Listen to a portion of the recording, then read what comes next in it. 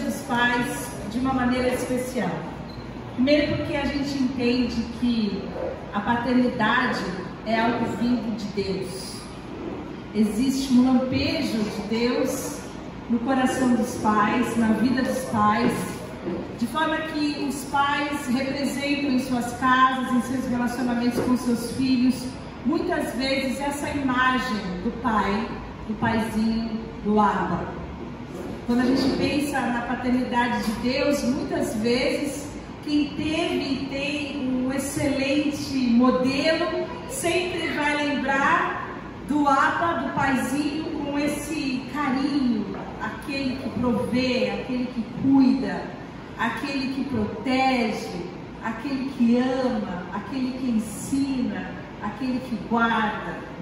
Da mesma maneira, muitas pessoas que tiveram dificuldade com seus pais, em suas histórias, vão se encontrar no seu relacionamento com Deus, com essa maravilhosa possibilidade de viver um amor verdadeiro entre um pai e um filho.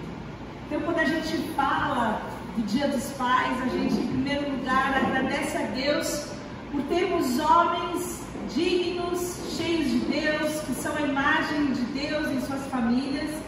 E também agradecemos porque, embora muitas pessoas não tenham tido um pai em que elas pudessem se orgulhar, em que elas pudessem se segurar, em que elas pudessem se sentir protegidas, com essa relação maravilhosa que nós temos com Deus, nós podemos experimentar isso. E eu pensava que nós temos muitos exemplos de pais na Bíblia. Quantos homens que podem trazer para nós um ensino, podem trazer para nós um padrão do que é ser um pai segundo o coração de Deus. Mas eu queria que vocês me acompanhassem numa leitura de uma história que está em Lucas 8. E essa história conta sobre um pai que se chamava Jairo. Eu acho que a maioria das pessoas aqui já conhece. O texto que eu vou ler está na linguagem A Mensagem, na versão A Mensagem de Lucas 8, fala o seguinte: quando voltava, Jesus foi recebido por uma multidão. Eu estou lendo Lucas 8 a partir do versículo 40. Todos estavam à espera dele. Um dos líderes da sinagoga, chamado Jairo, aproximou-se, prostrado aos pés de Jesus, implorou que fosse à sua casa, porque sua filha de 12 anos de idade, sua única filha, estava morrendo. Jesus foi com ele, abrindo caminho através da multidão que o empurrava e o apertava. E naquele dia estava no meio da multidão uma mulher que havia 12 anos sofria de hemorragia. Ela tinha gastado todo o seu dinheiro com médicos, mas nenhum deles fora capaz de ajudá-la. Ela esgueirou-se por trás de Jesus, tocou na borda da sua roupa e na mesma hora a hemorragia parou. Então Jesus perguntou: quem me tocou? Ele insistiu: alguém me tocou, eu senti poder saindo de mim. Percebendo que não podia mais esconder nada, ela se ajoelhou trêmula diante dele, contou sua história ao povo e deu testemunho de que havia ficado boa no exato momento em que a tocaram. Jesus lhe disse: filha, você se arriscou por causa da sua fé e agora está curada e tem uma vida abençoada. Enquanto ele ainda falava, chegou alguém da casa do líder da sinagoga e informou: sua filha morreu, não precisa mais incomodar o mestre. Mas Jesus afirmou: não fique preocupado, apenas confie em mim e tudo ficará bem. Quando chegou à casa do líder da sinagoga, só permitiu que entrasse com ele no quarto Pedro, João, Tiago e os pais da criança. Todos estavam chorando e lamentando sobre a menina. Não chorem, ela não morreu, está dormindo, garantiu Jesus. Mas riram dele porque sabiam que ela estava morta. Em seguida, Jesus tomou-a pela mão e disse: levante-se. No mesmo instante ela voltou à vida, levantou-se, respirou de novo. Jesus aconselhou aos pais que dessem a ela algo de comer e eles estavam assombrados, mas Jesus pediu segredo: não digam a ninguém o que aconteceu aqui. Esse texto conta a história de um homem que ele tinha uma relevância social.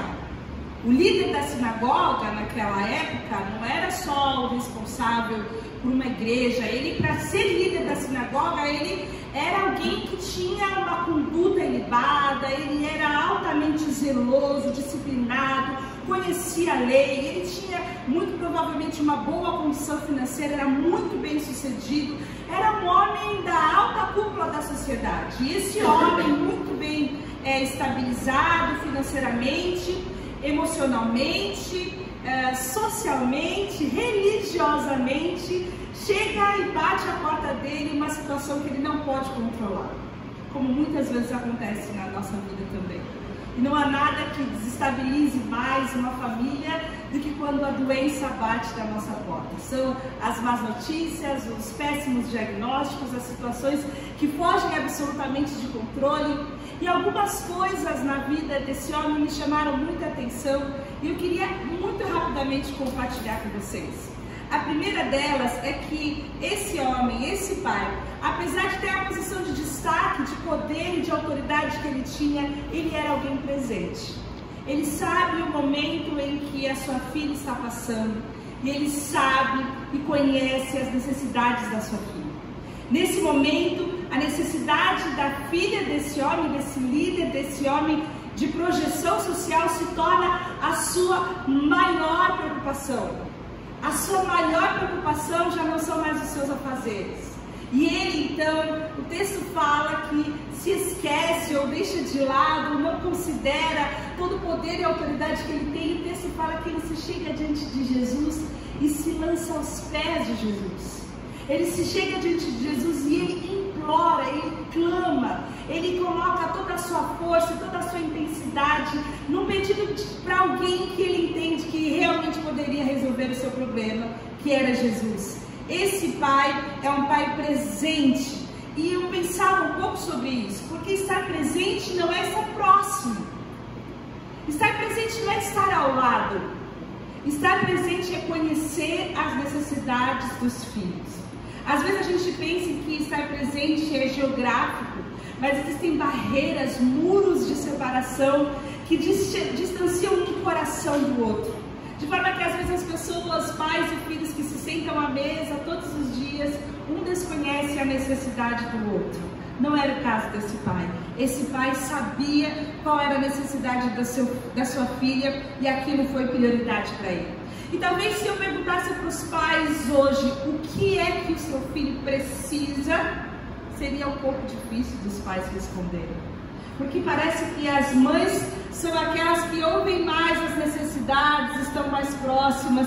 E o grande desafio para o pai é estar próximo o suficiente do seu filho para poder dizer do que o seu filho, do que a sua filha precisa. Não só materialmente, isso é fácil de percebermos, mas principalmente emocionalmente, espiritualmente, o que o seu filho precisa. A segunda coisa que eu vejo nesse pai maravilhoso, que era um pai responsável. Por que um pai responsável? Porque ele não delega. Pensa, ele tinha quantas pessoas à disposição dele? Quantos servos, quantos empregados, outros irmãos, ou mesmo a mulher. Quantas vezes a gente vê mulheres se achegando a Jesus e são tão prontamente recebidas, mas ele não delega. Existia algo pelo qual esse homem estava disposto a viver e morrer, e era a necessidade da sua filha. Ele não delega para vizinho, funcionário, para mãe, para esposa, para ninguém. Ele vai até ele. E quantas vezes há um desafio muito grande para os pais de delegarem funções que são imprescindíveis. Há uma delegação da educação, há uma delegação da formação, a delegação do suprimento das necessidades, a delegação do carinho. Ao longo de tantos anos, de observar tantas famílias no meu trabalho, a gente sempre vê que às vezes os pais pensam que com alguns reais de uma pensão alimentícia ele está suprindo as necessidades dos seus filhos. E isso é lamentável, porque um pai jamais pode ser substituído. Uma mãe que faz o papel de um pai, ela é só uma mãe incrível, mas ela nunca será um pai e uma mãe como pretende a nossa sociedade. Por isso há de haver uma responsabilidade no coração de todos os pais, de que o carinho que a mãe faz não supre o carinho que você não dá. A escuta, a oitiva que a mãe tem não supre a oitiva que você não dá. O tempo de qualidade que às vezes os amigos ou outras pessoas dão para o seu filho não supre o tempo de qualidade que o pai precisa dar para cada filho individualmente, não delegue, assuma a responsabilidade de ser o pai que Deus constituiu você para ser. E a última coisa que eu vejo no coração, na vida desse homem, é que ele foi até Jesus. A gente não sabe se naquele momento, na vida daquela menininha, que a gente chama de Talita, porque quando Jesus chama ela para se levantar, ele fala Talita cumi. A gente não sabe se naquele momento eles já tinham extinguido todas as possibilidades da medicina naquela situação. Uma coisa a gente sabe, é que ele soube ir até quem poderia resolver o problema. Ele soube ir até Jesus. Ele teve uma postura humilde diante de Deus. E no momento em que a paternidade já não era suficiente para resolver o problema, ele confessa a sua dependência diante de Deus. E ali no meio daquela balbúrdia, Jesus estava indo, chega uma mulher com fluxo de sangue, Jesus efetua uma cura, chega uma notícia da casa dele. De dentro da casa havia alguém que talvez não cria da mesma maneira do que ele. Mas existe uma coisa importante que os pais precisam entender, é que a palavra que vem da boca de Deus é aquilo que Deus determina sobre a vida do seu filho. Por mais que você veja alguma situação na sua família, na vida dos seus filhos, que parecem uma situação aos olhos humanos sem solução.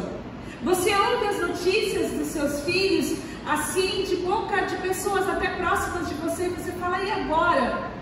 A palavra de Jesus para o pai é, não se preocupe, não se preocupe, eu estou com você, a criança vive. E essa é a postura que nós precisamos ter, que os pais precisam ter com relação aos seus filhos. Que quando Jesus está presente, Ele é poderoso para transformar todas as situações.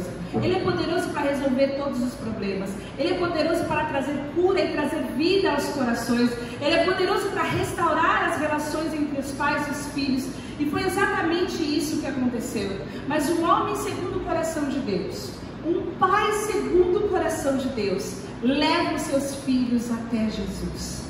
E não adianta a gente dar os melhores estudos, não adianta a gente dar os melhores brinquedos, não adianta a gente dar as melhores possibilidades. A única coisa que pode trazer vida abundante na vida dos nossos filhos é Jesus. Você pode dar o mundo para o seu filho, mas se você não levar o seu filho até Jesus, provavelmente ele vai ter problemas em que ele não vai poder resolver e solucionar, porque Jesus é a nossa esperança. Então o pai é aquele que traz para a sua família, traz Jesus para a sua família e com isso traz esperança.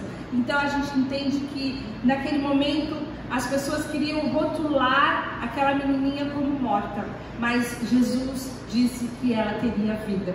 Dessa maneira que nós precisamos olhar nossos filhos, sem rótulos, porque Jesus é poderoso para mudar todas as circunstâncias, quer sejam de saúde, quer sejam mentais, quer sejam emocionais, quer sejam impossibilidades, quer sejam situações financeiras. Quando Jesus está presente, Ele faz nova e possível todas as coisas. Então nós precisamos aprender a, junto com esse homem que era um homem que foi até Jesus, a sermos também pais responsáveis e pessoas que, assim como esse homem, estão presentes para interpretar quais são as reais necessidades dos seus filhos.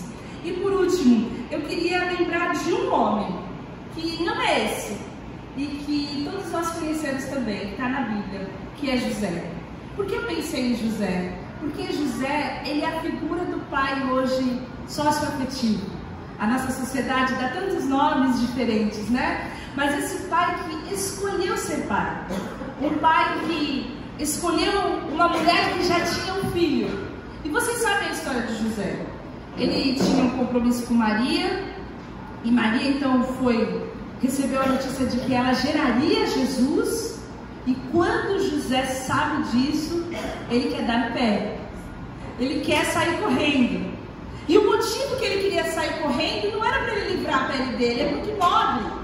É porque se ele ficasse e chegasse ao conhecimento daquela sociedade que aquela Maria estava grávida de um filho que não era dele, ela poderia morrer, ela poderia ser apedrejada. Ele salvava a pele daquela mulher com quem ele tinha um compromisso. Talvez naquela oportunidade ele sequer a amava, porque os relacionamentos eram diferentes dos relacionamentos de casamento hoje. Mas aquele homem nobre, aquele homem digno, também escolhido por Deus para trazer ensino, para trazer disciplina, para trazer zelo, ensinar a ser homem nos primeiros momentos da vida de Jesus aqui na terra. Ele ouve a voz de Deus e ele decide ficar. E quando ele escolhe ficar, e ele escolhe ficar com Maria, e ele escolhe amar, abraçar, servir e cuidar de Jesus como seu filho, ele se arriscou por Jesus.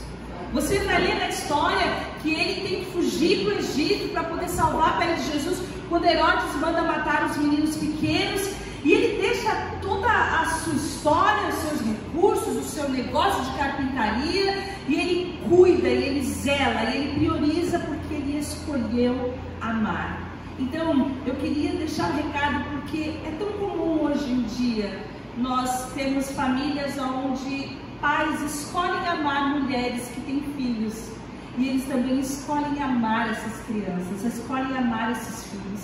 E eu quero que Deus possa abençoar, porque é algo muito lindo, é muito dadivoso. Que Deus dê graça para que sejam pais também segundo o coração de Deus, com a mesma presença, com a mesma responsabilidade, com o mesmo compromisso de levar esses filhos até Jesus, assim como José. E eu acho lindo que depois, quando você vai ler em Marcos 6:3, quando vão falar sobre Jesus, eles falam assim: não é esse o carpinteiro? Porque provavelmente, a gente não sabe com quantos anos que José morreu, né? Que José já não estava mais na presença de Jesus. Ele teve tempo suficiente para passar para Jesus um ofício. Ele deixou impressa na vida de Jesus essa marca de alguém que recebeu um ofício de quem era o seu pai terreno, de quem o representou aqui na terra. Então, se você assumiu alguém, você assume com responsabilidade de amar, de cuidar, de zelar, com a mesma responsabilidade de José, com a mesma responsabilidade desse homem Jairo. E nós que somos mulheres e que somos filhas, celebramos a Deus pela vida desses pais, desses homens. Nós sabemos que muitas vezes os pais têm menos tempo de estar com os filhos, muitas vezes eles têm menos habilidades na linguagem com as crianças, mas muitas vezes têm se desdobrado, têm feito das tripas coração, e como falam por aí, têm matado não sei quantos leões por dia para suprirem, para preservarem, para proverem todas as necessidades das suas famílias. E a nossa oração como igreja é que, além de todos os recursos materiais que eu creio que todos os pais têm buscado com muito afinco, eles tenham o mesmo interesse, a mesma disciplina de buscarem recursos espirituais, para que os filhos também sejam supridos, para que os filhos também sejam ensinados segundo o coração de Deus, e para que as nossas famílias sejam famílias saudáveis, que não tem somente os recursos naturais e materiais, mas principalmente que abundam, que fluem, que transbordem em recursos espirituais e emocionais, que as nossas famílias sejam cheias, como diz a música, de alegria, de canção, de paz e de unidade. Eu queria chamar as crianças que vão cantar para os pais, e depois nós vamos orar por todos os pais, orar pelos filhos para que sejam obedientes e dêem uma forcinha, porque não é fácil, que tenham um coração submisso para ajudar os pais em suas tarefas. Amém? Amo vocês.